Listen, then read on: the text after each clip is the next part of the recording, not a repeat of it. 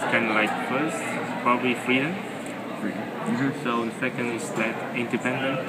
So it's kind of like, maybe independent is not the right word. It's kind of like, because I'm from China, but in China we more consider family values. Kind of like, so it seems like people like more think themselves, but which is not a bad thing. So it's kind of like just different. I think of the media a lot and like entertainment business, obviously, because I think that sort of media kind of runs like public perspective. I would say the typical American stereotype is a fat white guy wearing plaid flannel, eating a burger, and holding a shotgun, sitting on his front porch while someone plays a banjo. McDonald's, Subway, Verizon, Walmart, and AT&T. Yeah, before I came here, I think the Americans eat burgers every day. Yeah. Like play football, like watch movie, things like that. And higher, bigger than Asians. Any celebrity or a really famous like singer, like I would think of Steven Tyler just because I like Aerosmith, but it might be different for other people. Americans kind of like try to influence other country a lot. For example, like America is involving a lot of wars, a lot of is involving in a lot of affairs of our country, which is from outside feel very uncomfortable.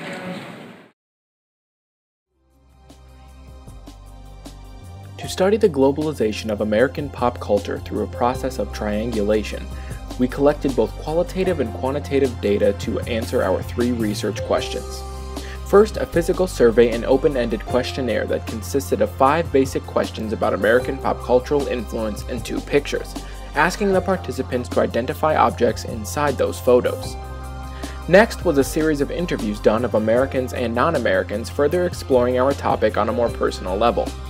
Finally, an electronic version of the survey was distributed via SurveyMonkey. The findings of the survey are in 3 parts, in order to seek out rich, in-depth descriptions as well as survey data to gain a deeper, more holistic understanding of our topic. First are the minor questions. These questions were asked to gauge the general pop cultural and historical knowledge and to also determine the opinions of our surveyors, and they elicited interesting results. These results contain data from interviews and one survey, distributed physically and electronically. 60% identified with the female gender role and 40% with the male gender role.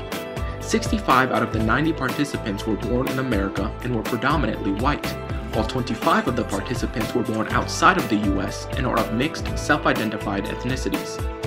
When asked the question, would you want to live in the United States, why or why not, 58% said yes, 27% said no, and 15% were unsure. When asked to identify the representation of the stars and stripes of the American flag, 90% could identify both, and 10% couldn't identify either the stars or stripes or either. Finally, when asked to identify the words rapper, Google, Jersey Shore, or Twinkie, Jersey Shore was the only word that was identified 100% of the time. The next results are based on a more detailed question. This pie graph shows the responses of physical surveyors and interviewers when asked the question, what are the top 5 most exported pop culture elements from the United States? 93% of the 55 respondents of the physical survey and those who were interviewed were born in the US and of a predominantly white, self-described ethnicity. This survey also featured McDonald's, Lady Gaga, and Tom Cruise as answer examples. The top 5 results are food, music, movies, companies, and celebrities, while more intellectual or important exports such as books, politics, and industry rounded out at the bottom. This pie graph shows the responses of electronic surveyors when asked the exact same question, only without examples like the physical survey. 82.3% of the 35 respondents of the electronic survey were not born in the US and of a non-white self-described ethnicity. Celebrities, McDonald's, food, and movies were of the top 5 on the list, while sports and politics were again near the bottom. This comparison chart shows the differences between the previous graphs. Most notably, celebrities have moved from the 5th to 1st spot, and McDonald's moved from the 6th to the 2nd spot. But the culture, slang, and influence of America went up nearly 10 spots on the electronic survey. While we cannot make generalizations about vast populations, it is clear that the American survey valued music and movies above celebrities like Snooki, who even our Global Connection partner class in Siberia could identify, and even McDonald's, while non-American residents clearly associated these with America. This final survey result is a word cloud describing how Americans and non-Americans describe citizens of the United States. Based on the number of times a word is used, it appears in larger font. The result? Fat and lazy are featured prominently, alongside words like selfish, rude, greedy, and overweight, while more positively connotated words like freedom and motivated were used less frequently. A clear message has been sent by our surveyors, but when asked in person, what will people say? And how will they react when they see how Americans are being? And I know that a lot of them do have that opinion of us, but I think it has a lot to do with how we present ourselves and the kind of choices that we make internationally and a lot of our unilateral decisions in political science. But I think a lot of them understand that that is a stereotype too. I'm a dietetics major, so I do think Americans are fat and lazy, honestly. And I think that we are cocky bunch, but I don't really know why. I think a lot of times in third world countries we'll push Americanization because they don't have anybody else to stop us. Do you think that has any validity, or? I think some of them, not all of them. Yeah, because most of the people I see here and I've met here, it's not like lazy. Yeah. Storm, this handy. Like people in America say that it's terribly bad and like they feel sorry for themselves, but they don't think like other places also have gone through more. Yeah. But we're different than that. I mean, we have similar qualities, but we also have better qualities that we show a lot of.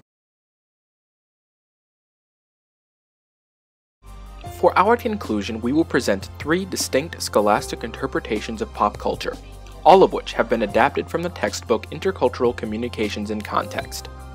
First is Martin and Nakayama's perspective, the authors of the textbook. We will use Stuart Hall's 1973 method of decoding to interpret the frameworks of knowledge that surround American pop culture. Martin and Nakayama define pop culture as the new name for low culture. This refers to the cultural products that the majority of the population know about. For American surveyors, this was identified as food, music, movies, companies, and celebrities. For non-American surveyors, it was celebrities, McDonald's, food, music, and movies, each in that order. They also identify 4 pop culture characteristics. It is produced by cultural industries, which will be addressed later in the film.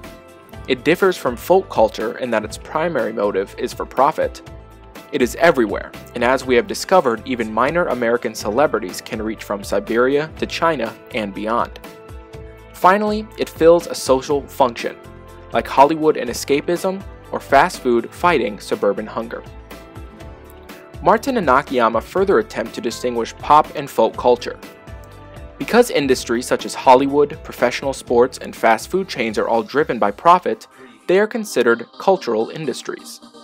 Furthermore, these industries produced cultural text, popular culture messages, whether television shows, movies, advertisements, or other widely disseminated messages. From American Idol to Arby's, each of these are considered texts.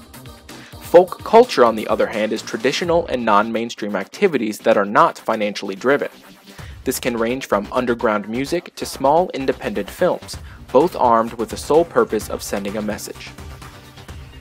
Barry Brummett's perspective comes from a 1994 study that used the critical paradigm and symbols as a system. He quotes that popular culture refers to those systems or artifacts, which are similar to texts, that most people share and most people know about. TV, Disney, ads, and soaps are all systems of culture. Our study indicates that where a person is from dictates their knowledge and opinion on the pop culture of Americans. Finally, John Tomlinson's perspective is based off of his 1991 study describing cultural imperialism. This can be seen in 5 ways. First, through cultural domination. This is summed up aptly by a student featured in our film, Xuan Lin. He says, Americans tried to interfere, tried to influence other countries a lot. America is involved in a lot of affairs in our country, which from our side, we feel uncomfortable. The second way is through media imperialism, the control or domination through media. Conglomerates like GE, who own NBC and Universal, have a far-reaching global impact. Nationalist discourse and a critique of global capitalism follow. While the critique of modernity is shown through electronic colonialism, the domination or exploitation using technological forms. Apple is made in China and has language capabilities of over 40 languages. It has become apparent that the definition and explanation of pop culture and its influence paints a clear picture of the domination of American culture around the world. Whether it's the president or Snooki, someone knows a few American names.